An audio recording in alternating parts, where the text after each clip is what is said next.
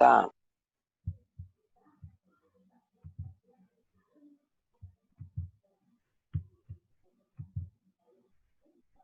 Foi, amiga, boa aula, tá? Obrigado, hein? Eu acho que eu posso sair, não posso? Não vai interferir. Eu acho que não interfere, não. Quando acabar os 40 minutos, é só voltar pelo mesmo link, né? Ou não?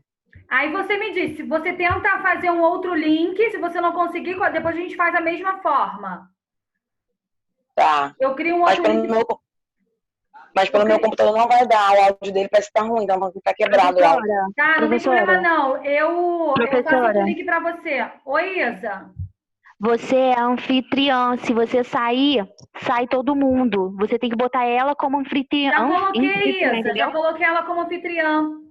Ah, tá. Então não vai interferir, não. O problema é a gravação. Então já coloquei para gravar, fica mais fácil. Ação. Eu acho que vai ser igual do Progressão, amiga. Vai ficar direto. Que ele não para quando a gente coloca, lembra? Será que não vai parar, não? Eu acho que É, não. do programa que saiu, né? Você me Qualquer sinaliza. coisa, tá, qualquer coisa eu te chamo. Tá bom, beijo. Beijo, tchau, obrigada, hein? Nada. Qualquer coisa eu chamar no zap. Tá, obrigada. Gente, a Joselle enviou o link para o grupo?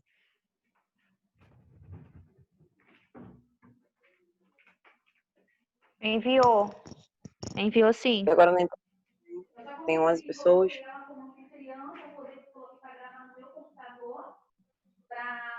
Para poder depois colocar na plataforma, tá bom?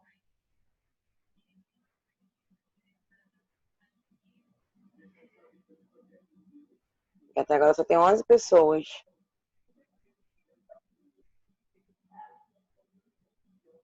Nossa, tava funcionando direitinho. Na hora que eu entrei, do nada deu PT.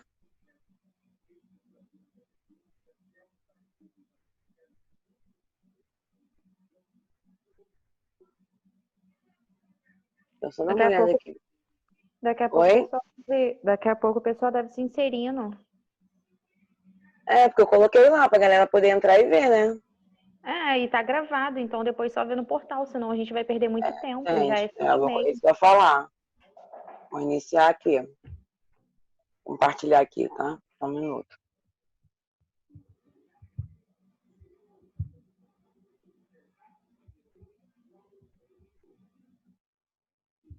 Eu vou ter que ter esse computador pra consertar. Tá todo mundo conseguindo ver? Sim. Só coloca o áudio mudo, gente, porque no celular não tem como eu controlar o áudio de vocês, não aparece pra mim. Tá.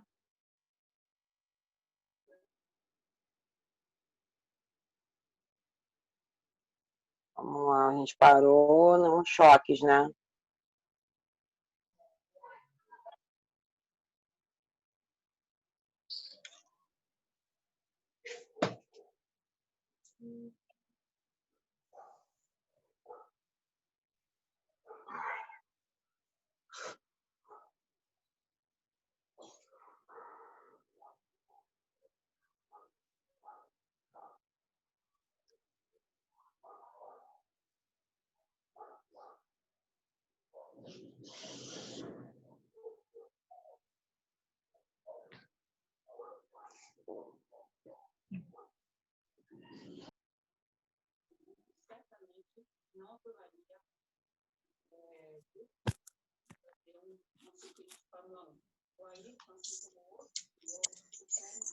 Hoje, então, a gente vai começar falando da monitorização hemodinâmica. Vamos lá, então. O que vem a ser a monitorização hemodinâmica, né? Não é sobre o choque, não, professora? É a parte do choque, Oi? professora. Eu falei É de o choque com vocês, choque, não? página 8 da apostila. Aham. Ah, peraí, deixa eu só voltar aqui, então. Então, foi a turma de sábado que eu ultrapassei um pouquinho. Isso, pessoal. Então, é a página 8 da apostila, viu? Aí. Eu parei, então, falando... A gente terminou falando só de hemorragia, né? O choque, Isso. professora, no choque. Isso, aí Não, mesmo. analisamos aqui. Então, vamos lá, então. O que vem a ser o choque? O choque, gente, ele é definido como uma depressão, tá? Que nós temos em todo o nosso sistema vital, né? E ele ocorre o quê? Quando você tem uma deficiência em algum tipo de suprimento sanguíneo e de oxigênio para o teu organismo. Aí acaba que o organismo ele entra em choque. O choque hoje, ele é considerado uma complicação grave, tá? E frequentemente ele ocorre muito no pós-operatório imediato, quando o paciente acaba de fazer algum tipo de cirurgia e tal. Muitas vezes o paciente pode entrar em um estado de choque, tá? Aí nós temos aí alguns tipos de choque. Nós temos o chamado choque hipovolêmico, temos o choque cardiogênico, temos o choque anafilático, temos o choque séptico e temos o choque neurogênico. Cada um desses choques, eles vão agir de uma forma diferenciada no organismo do seu paciente. Quando eu falo de um choque hipovolêmico, né? Quando vai ocorrer esse choque? Esse choque ele vai ocorrer quando você tem uma perda de uma quantidade significativa de líquido, tá? Que se vai perder de onde? Do espaço intravascular para o espaço extravascular. Na aula passada nós falamos sobre hemorragia, lembra? Que eu falei para vocês que a hemorragia seria o quê? A hemorragia era a perda sanguínea, né? Para fora do vaso. Por exemplo, um paciente, né? Com uma síndrome hemorrágica, né? Que sofreu algum tipo de acidente, em que ele tem uma hemorragia externa, por exemplo, né? Ou até mesmo uma hemorragia interna, ele pode evoluir para um choque hipovolêmico. Por quê? Porque Professora, tá picotando muito pra mim. É perda. só pra mim ou mais alguém? Que eu não tô conseguindo ouvir nada. Eu só escuto meio que cochicho, assim, meio chiado. Tá todo mundo Aqui tá conseguindo ouvir tranquilo. direitinho, gente? Aqui Oi? tá normal. Normal? Mais alguém tá com dificuldade para ouvir?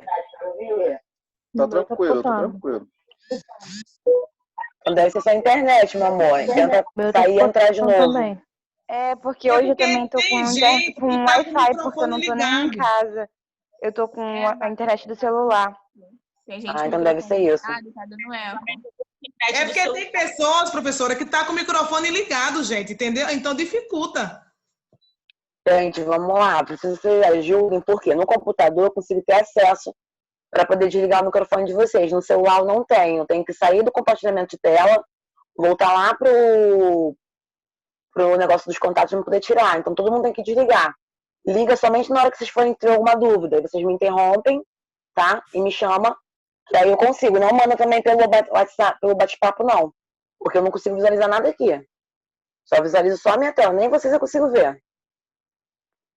Tá bom? Para não atrapalhar a colega.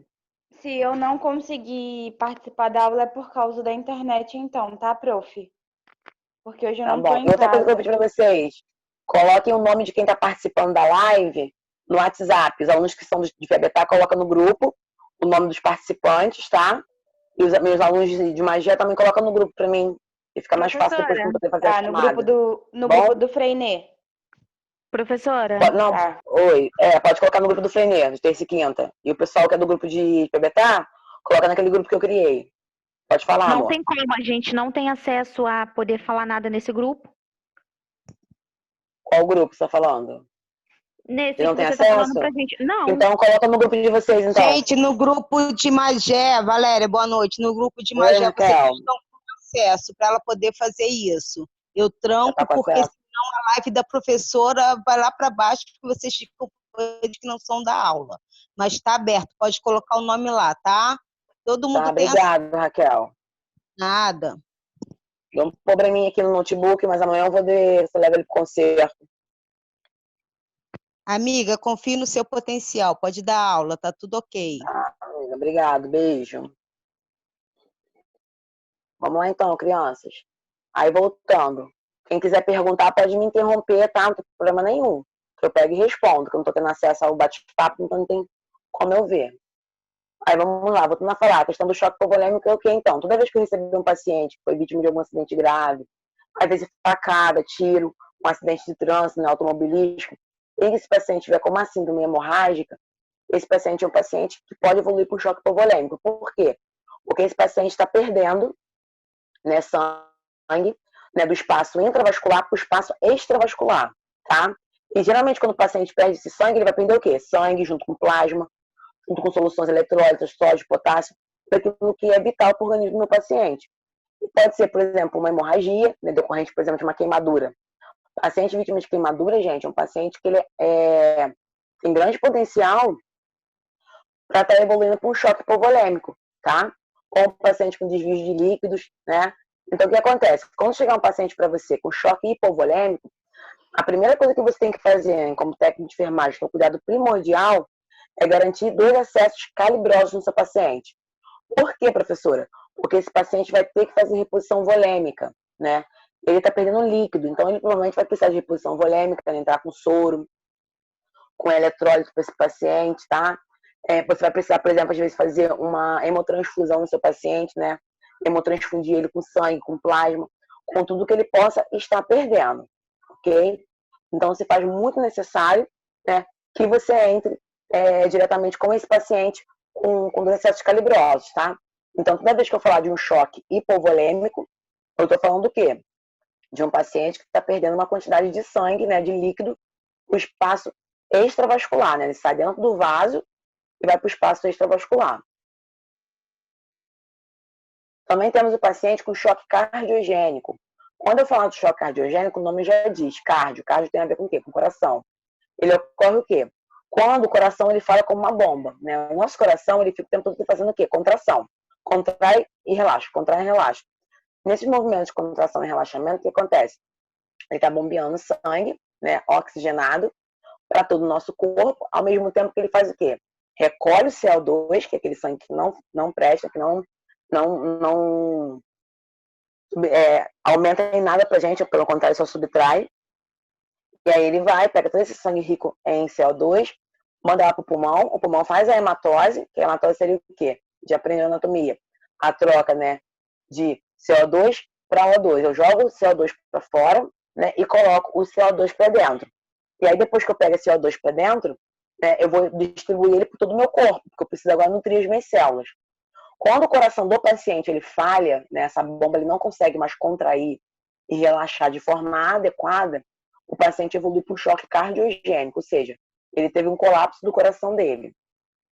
Existem N fatores que podem levar o paciente, né, a um choque cardiogênico, entre eles, por exemplo, um infarto agudo do miocárdio, né, que é o quê? É quando o coração infarta, uma parte do seu coração ele vai ficar necrosado, porque ele vai ter, né, pouca quantidade de oxigênio, né, para ele, não vai chegar oxigênio adequado a suprir, né, a necessidade do coração. Então, aquelas células ali que precisam, né, de oxigênio, o que vai acontecer com essas células?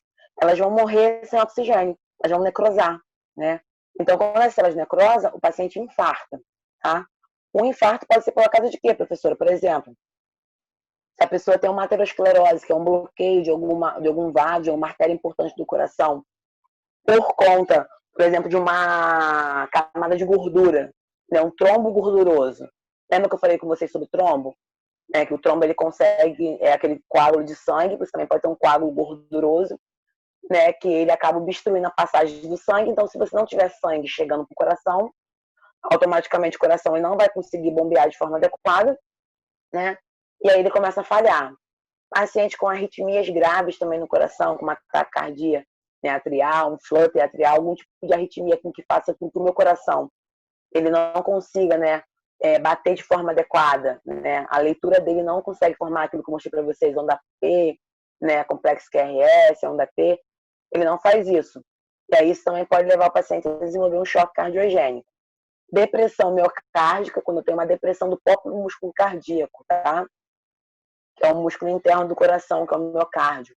Ou algum tipo de obstrução venosa, tá? Como eu falei para vocês, questão do trombo, por exemplo, de gordura, né? Que automaticamente um trombo de gordura leva o paciente a um infarto agudo, que leva o paciente a um choque, o quê? Cardiogênico. Ou seja, se a gente para observar, gente, todas as doenças, elas estão interligadas, né? Uma doença no nosso organismo é capaz de ferrar o teu organismo inteiro, tá? Então, toda vez que nós falamos de choque cardiogênico, nada mais é do que a falha do coração, né? A falha da bomba cardíaca. Temos também o choque séptico, tá? Que esse choque séptico, ele ocorre quando você tem uma quantidade, né, significativa de bactérias ou toxinas circulando no seu sangue, tá? A causa primária disso, por exemplo, pode ser mediadores vasoativos que tem no seu próprio organismo e vão ser liberados, né, pelas bactérias que vão entrar na sua corrente sanguínea E essa bactéria ela vai começar a afetar todo o seu sistema fisiológico, tá? Causando um choque séptico. Antigamente, a gente falava sobre sepsemia. A sepsemia é o quê? Ela é infecção generalizada, né? Quando você tem uma infecção no corpo todo. Aí vocês vão ouvir muito falar, às vezes, no hospital, o paciente morreu por conta de um quadro de sepse.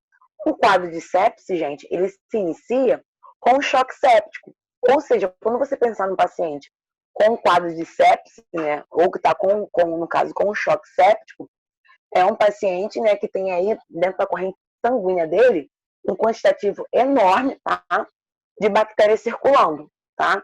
E essas bactérias circulam, né, no sangue do paciente todinho. E isso faz o quê? Com que esse paciente desenvolva um choque séptico. Aí quando eu falo que ela afeta todo o sistema fisiológico, por quê? Porque ela vai afetar pulmão, ela vai afetar rim, ela vai afetar o coração do paciente, fígado, pâncreas, ou seja, eles vão para todos os órgãos, né, todos os vasos, ela afeta totalmente o sistema linfático do paciente. Esse paciente pode morrer. A maioria dos pacientes que desenvolvem choque séptico no hospital, eles quase não conseguem sobreviver, tá? Principalmente paciente grave. O paciente grave, quando ele entra no quadro de sepse, raramente esse paciente consegue sair. Por quê? Porque o sistema imunológico desse paciente ele encontra-se muito rebaixado. Então, ele não tem força o suficiente para conseguir combater a um grande quantitativo de bactérias que foram liberadas no sistema fisiológico dele. Por exemplo, é um exemplo bom para vocês aí. Ó, o que pode levar um paciente grave a um choque séptico que nós comentamos? A sonda vesical de demora, tá? A gente sabe que quando a gente coloca a sonda vesical de demora no paciente, com 7 dias de sonda, o seu paciente já vai desenvolver uma infecção do trato urinário. Isso é normal. Não adianta porque não tem para onde você correr. Tanto que o médico, geralmente, ele prescreve uma antibiótico terapia para esse paciente. Só que acontece, eu tenho que botar a sonda de uma maneira, né, que ela seja colocada de forma estéril, né, que ela não venha trazer contaminação para o paciente. Por quê? Porque ele já vai ter uma contaminação normal, né, com 7 dias aí de sonda. Logo depois, né, de eu introduzir essa sonda, imagina, eu usei a sonda de qualquer jeito, não usei uma técnica correta, não usei uma técnica estéril. Eu já levei contaminação. Aí entra a contaminação da manipulação da sonda, né, que foi mal manipulada, e entra a contaminação da própria sonda normal. Isso pode levar o paciente a um choque séptico. Acesso venoso periférico também, tá? Pode levar o paciente a um choque séptico, ele acesso que você não troca, você acesso por mais de 3 dias no seu paciente. Outra coisa também, lesão por pressão, úlcera, né? Aquelas úlceras que antigamente a gente chamava de úlcera, de escara, infectada. Dependendo do nível de infecção dela, ela também leva o paciente à formação de um choque séptico e automaticamente a óbito, tá? Choque neurogênico. O choque neurogênico, ele aparece quando o quê? Quando você tem uma perda repentina dos sinais nervosos do sistema nervoso. Ou seja, o que acontece? O seu sistema nervoso, né, há uma falha dele, e aí você perde, né, os sinais nervosos, as sinapses nervosas são perdidas, tá? E aí o seu sistema nervoso, ele deixa de enervar os músculos do seu corpo. Ele deixa de enervar os seus vasos sanguíneos, tá? E muitas vezes, né, esse choque neurogênico, na maioria das vezes, 99% dos casos, ele vai estar ligado a problema grave no cérebro do paciente ou na medula espinhal, tá? O nome já diz, neuro. Tudo que tem a ver com neuro, gente, quando eu falo de neuro, parte neural, eu estou falando do cérebro, tá? Então, quando eu falar que o meu paciente entrou em contato, o fulano está com choque neurogênico. Então, tem que saber que eu estou com problema grave no cérebro ou na medula espinhal. Porque a medula espinhal do paciente, ela também está conectada diretamente com o cérebro dele, tá? Nós aprendemos isso em anatomia. Existe uma conexão da medula espinhal com o cérebro do paciente. Então, esse paciente, quando entra, né, por algum motivo, por exemplo, um choque séptico pode levar a um choque neurogênico, um traumatismo crânioencefálico, né? Um acidente que o paciente teve grave de moto ou de carro também, pode levar à formação de um choque neurogênico, tá? E aí o paciente pode ter essa perda desses sinais nervosos, né? Onde ele deixa de inervar os músculos do corpo, deixa de inervar os vasos sanguíneos, tá? E causando graves problemas ao seu paciente. Temos também o chamado choque anafilático, tá? No choque anafilático, o paciente ele apresenta aí alguns quadros de reações alérgicas, né, tipo 1. Por quê? Porque ele vai ter uma grande liberação de anticorpos do IgE. O IgE, gente, são imunoglobulinas do grupo E que existem dentro do seu corpo. Essas imunoglobulinas, elas são responsáveis, elas são mediadores de reações alérgicas, ou seja, toda vez que entrar alguma coisa no seu organismo que não faz parte dele, que pode causar uma reação alérgica ou uma reação anafilática, esses anticorpos aí, eles começam a se produzir de forma grande para fazer o quê? Para estar combatendo, né, esse invasor no seu organismo. E aí, quando o paciente tem um choque anafilático, é por quê? Porque ele ficou muito tempo, né, exposto a esse antígeno, tá? E ele não teve imunoglobulinas suficientes para poder combater, né, esse antígeno no seu corpo. E aí o seu corpo começa a mostrar sinais, né, que está tendo alguma coisa de errado. E aí é onde tem o quê? O edema de glote, né, que o paciente fica com edema aqui na glote dele, fecha, onde o paciente tem aquela sensação de sufocamento, que ele fala que não consegue respirar. Por quê? Porque fechou a glote dele e o ar não passa. Então o paciente tem a sensação de sufocamento. O paciente também pode causar nele broncoespasmo, tá? Ou seja, os bronquíolos do paciente, eles acabam se abrindo demais, né? Você tem um espasmo, uma broncodilatação nele, e acaba causando esse broncoespasmo, e isso faz com que os brônquios eles fiquem cheios de secreção, tá? Geralmente o paciente com choque anafilático, ele produz muito muco, né? A gente fala muco, chama-se muco. E esse muco, né, ou transudação pulmonar, faz também que o paciente não consiga respirar direito, né? Porque o pulmão tem que vencer uma grande quantidade de secreção para poder conseguir fazer com que tenha uma expansibilidade pulmonar adequada, tá?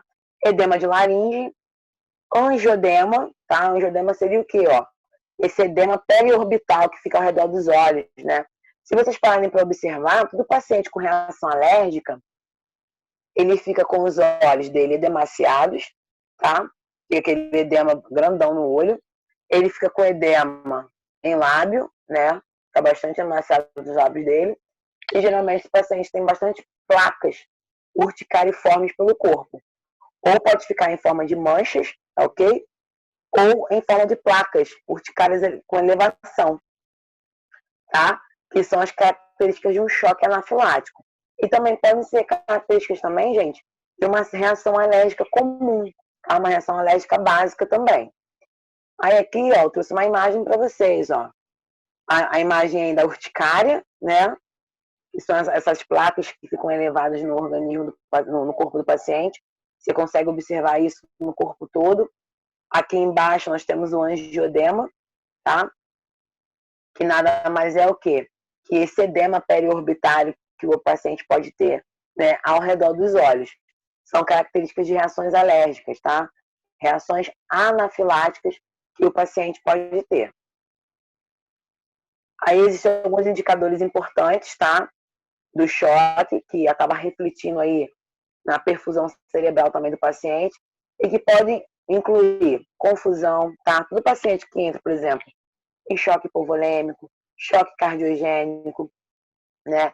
Em choque anafilático, ele pode estar apresentando algum desses fatores aí. O paciente fica confuso, ele fica um paciente irritado, é um paciente agressivo, muitas vezes ele vai querer te bater, ele vai te empurrar, ele vai estar agitado, mas não é por causa dele. É porque a maioria dos tipos de choque, eles vão diminuir a perfusão cerebral, ou seja, não vai enviar oxigênio de forma adequada para o cérebro do paciente. Automaticamente, cérebro pouco oxigenado, o que acontece com o paciente? Ele acaba entrando num quadro de confusão, de irritabilidade, né, de agitação.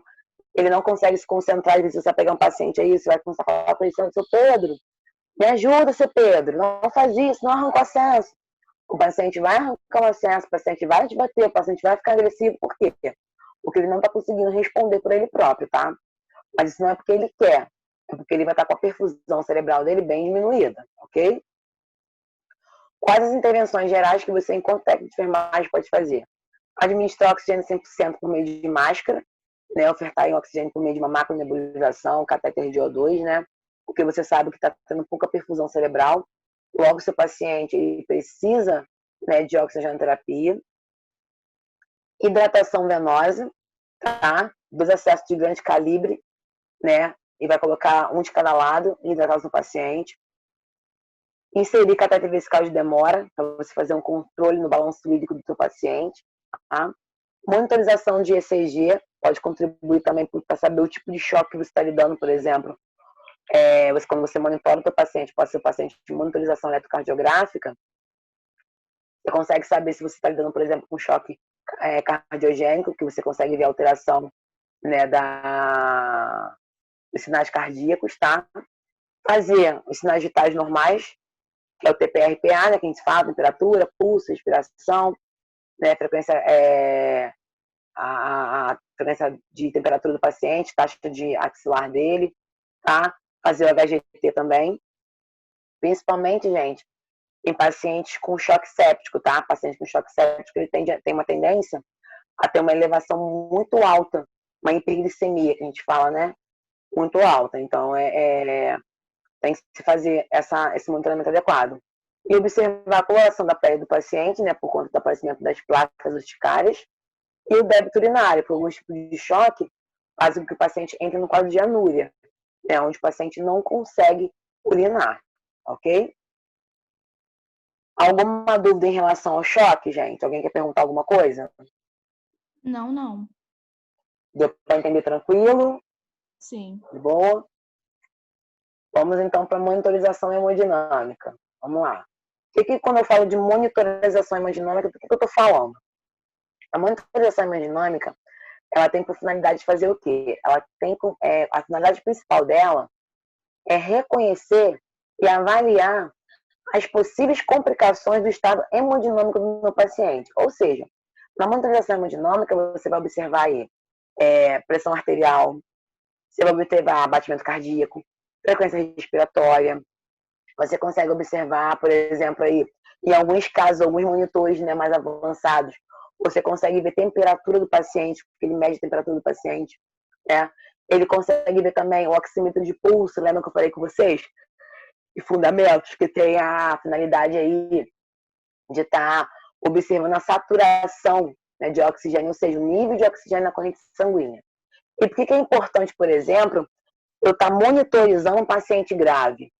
Porque o paciente ele é grave, né? É um paciente de terapia intensiva. Então, o paciente grave, como eu falei com vocês, ele é uma bomba relógio.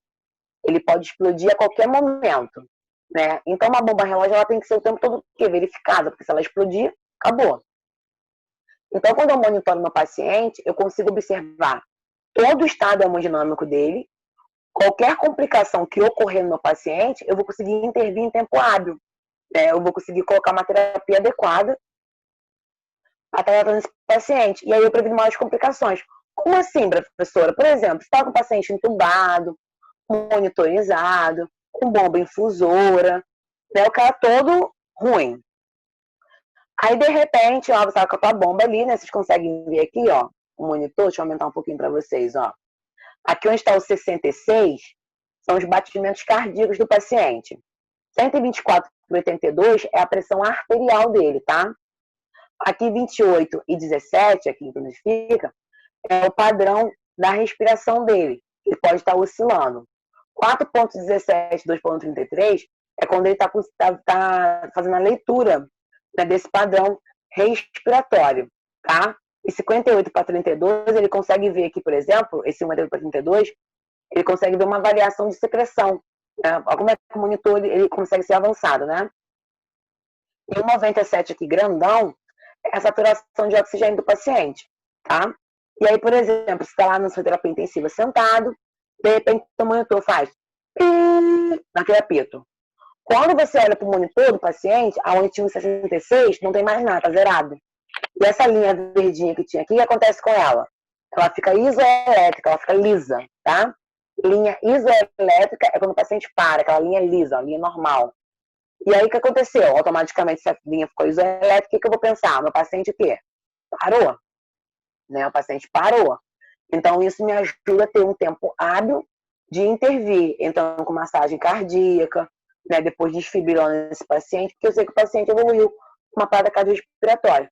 Isso é importante que ele fique monitorizado 24 horas por dia, tá? O paciente de terapia intensiva ele tem que ficar o tempo todo monitorizado.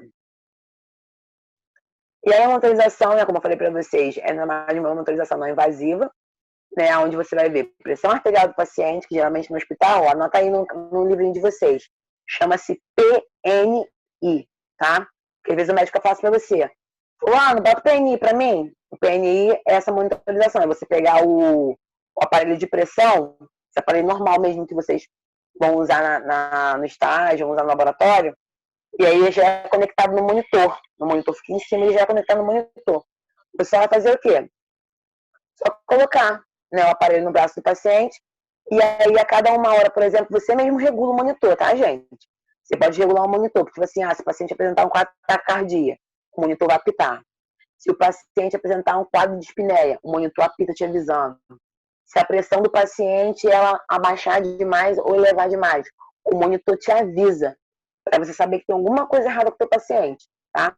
E aí você coloca assim, de 2 em 2 horas, né, você coloca a pressão arterial do cara para poder verificar, entendeu? E aí o monitor vai fazer isso. Ele vai inflar no braço do paciente, tá? E vai te dar a pressão arterial dele, que no hospital a gente chama de PNI. Só um minutinho, gente. Deixa eu te falar. O notebook ficou sem áudio. Depois dá uma olhadinha aqui pra mim. Desligar pelo celular. Ok? Aí nós temos também a oximetria de pulso, né? Que nada mais é o quê? Que é quando você verifica a saturação de oxigênio, ou seja, o nível de oxigênio corrente na corrente sanguínea do paciente, tá? E isso ajuda com que você otimize, né, os seus cuidados. Por quê? Porque, por exemplo, se o paciente está entubado e ele está com a oximetria dele 88, 77, ou seja, eu vou entender que o nível de oxigênio na corrente sanguínea do meu paciente encontra-se abaixo do normal. Logo, tem um tempo hábil para poder interferir nessa questão, porque ele pode estar entrando num quadro de hipóxia, tá? Aí nós temos um quadro de monitor, tá? E eu mostrei para vocês, ó, onde está o 60 é o batimento cardíaco, tá? Onde está o 98 é a saturação de oxigênio, tá? O 20 é a respiração do paciente e o 12/8 seria o quê? A pressão arterial. Aí desse monitorzinho aqui, se vocês conseguirem, deixa eu dar uma aqui para vocês, tá vendo? Ó? Tem vários botãozinhos, aí você mesmo programa, tá? Hoje em dia, claro, está muito mais moderno. Você tem aqueles monitores de LED, né? Que você consegue com touch. Você mesmo na tecla, você vai apertando assim, ó, tum, tum, tum, você aperta lá. E aí você consegue mexer. Antigamente a gente mexia muito com botãozinho, tá? Esse monitor, é chamado de monitor cardíaco, tá? Mas ele não vê somente a parte cardíaca. Ele vê coração, ele vê pressão, ele vê saturação de oxigênio, ele vê tudo, tá?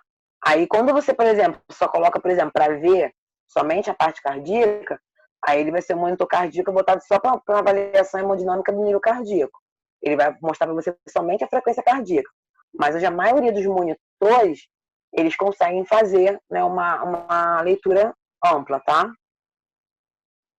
Esse aparelhinho aí é o oxímetro de pulso, se eu não me engano, para a galera que estudou comigo em Fundamentos de Enfermagem, eu mostrei para vocês, né? Ele é chamado de oxímetro de pulso portátil, que você pode levar ele, né, para outros lugares do ambiente hospitalar. Essa partezinha pequenininha dele que parece um dedal, você coloca no dedo indicador do seu paciente. Uma coisa que eu quero que vocês sabem, ele pode interferir, gente, quando eu boto esse oxímetro no dedo do meu paciente, não consegue fazer a leitura. O esmalte da unha. Show de bola, o esmalte da unha, ó. Unha pintada, por quê? Porque querendo ou não, o esmalte, ele forma uma película grossa, tá? Em cima do dedo. E aí essa película, ele impede com que esse oxímetro de pulso, ele consiga fazer uma leitura, né, da oxigenoterapia. Então, se caso você pegar um paciente em terapia intensiva, crianças, bota uma coisa na cabeça de vocês. Chegou o paciente grave, tira tudo. Tira adorno, tira dentadura, tira brinco, principalmente alianças, coisas que pode, por exemplo, o paciente dar um edema nas mãos, né? E aí ele tem um edema ali, depois você não vai conseguir tirar aquela aliança. Aí que ele vai necrosar o local, vai diminuir a supressão de oxigênio para ele, tá? Então você retira tudo. tira tudo e guarda dentro de um saquinho, como a gente ensinou para vocês em fundamentos, notifica o nome do paciente, coloca no livro e entrega pro familiar. A mesma coisa esse oxímetro. Chegou o paciente grave, olha logo pra mão, sou mulher, principalmente, tá? Pega o esmalte. Ah, professora, se tiver acetona, eu, enquanto enfermeira, eu tenho na minha bolsa acetona, gente, eu levo. Eu sempre falo com os meus alunos, leva na bolsinha de vocês também. Porque às vezes é uma parada que acontece, às vezes você chegar, o paciente não pede pra parar, é o que eu falo com vocês. Às vezes a mulher tá lá de boa em casa, se arrumou, fez a unha, tá linda, maravilhosa, de repente infartou, foi pro hospital. A paciente chega pra você cheio de adorno, cheio de esmalte, ninguém tem uma acetona pra poder tirar, então a gente carrega na bolsa. Né? Eu levo um vidrinho, deixa dentro da sala vermelha, guardadinho, pra você poder fazer isso, pra não te atrapalhar, porque ele te atrapalha. Tem esse oxímetro de Isso pulso. também, né? Você falou pra Oi, meu arrancar. amor. Você falou pra arrancar. Com isso aí, principalmente, né? Hoje em dia, então, né? É horrível, né? Porque as mulheres hoje em dia usam muito sacrigel, né? Nossa, Sacrigel, fibras de vidro. Poxa. fibras de vidro. E, gente, pra arrancar aquilo. Ai, Até você me Jesus. lembrado. Eu vi isso no hospital outro dia. A mulher Ai, eu dou parou. uma cria, Jesus, se tirar. Meu Deus. Sim, mas ela surtou, porque quando ela acordou, a gente tinha arrancado duas. Aí ela, caralho, digo pra caramba, né? Caralho, isso aqui, eu fiz ontem, eu paguei R$180 nisso. Não, mas eu era ruim ela. Ela tava saturando muito mal. Ela quase foi pro tubo. Professora, desculpa aqui, mas Naquele a senhora momento gostou, ela não tava gostou, escolhendo não? Oi? Assim, pelo jeito da senhora, a senhora gostou de ter tirado, não gostou, não? Lá no fundinho. Eu achei engraçado a Cris. Ai, que horror, né? Nojenta. Eu achei engraçado. Eu Foi ia ela, gostar. ela surtando, menino. Porque, tipo assim, ela quase morreu. Entendeu? Ela quase morreu. E, tipo assim, vocês são terríveis. E, tipo assim, a gente salvou a vida dela. Mas a mulher não queria saber que o coração dela quase parou. Ela queria saber. Da E a unha. gente guardou a unha, menina. As meninas jogaram no lixo. Eu falei, gente, vocês estão rindo, né? Vocês são terríveis, gente. Eu falei assim, gente, eu falei assim pra ela. Aí eu falei assim, gente, guarda. Não, eu jogo Dentro da fora. luva. Então a menina joga fora. Eu falei, gente, guarda dentro da luva. Que eu ainda falei. E deu pra ver que acho que era aquela de porcelanato, sei lá. Era uma cara. Aí eu falei, guarda essa porcaria, porque deve ser aquelas porcaria de unha de porcelana, de vidro, isso é caro. Essa mulher vai surtar. Aí guardei. Aí ela pegou, surtou, né? Eu falei, senhora, fica calma. A unha tá aqui, tá guardada. Valéria, Aí, você é igual. demais. E aí, Mas, ô, Carla, a gente não ia gostar, não. Na hora a gente ia bancar a profissional, né? Mas não, você depois tem eu ia que ir. rir muito. Eu ri. Eu ia dar gargalhada outra vez. Confesso que eu ri. Ri muito. Ri muito. Aí ela. Na hora, banca profissional, gente. Tem que ser Com profissional. certeza. Eu falei, senhora, fica calma, fiz aquela cara de seriedade que eu tava com vontade de ir. Aí as técnicas que estavam comigo saíram, porque não aguentaram, começaram a rir, não iam rir na cara dela, né? Aí saíram no chão sozinha. E o médico se segurando, só que, tipo assim, a gente tava de máscara. Aí ele botou a mão assim e virou. Porque ele queria disfarçar com o olhar, né? A pessoa sabe quando você tá rindo de máscara. Aí ele virou pro lado, não aguentou, também saiu. Aí eu falei, senhora, fica calma. As suas unhas estão aqui. Ninguém jogou sua unha no lixo. Ela falou que a gente depenou ela, né? Ela virou galinha. Aí ela. Aí eu não aguentava.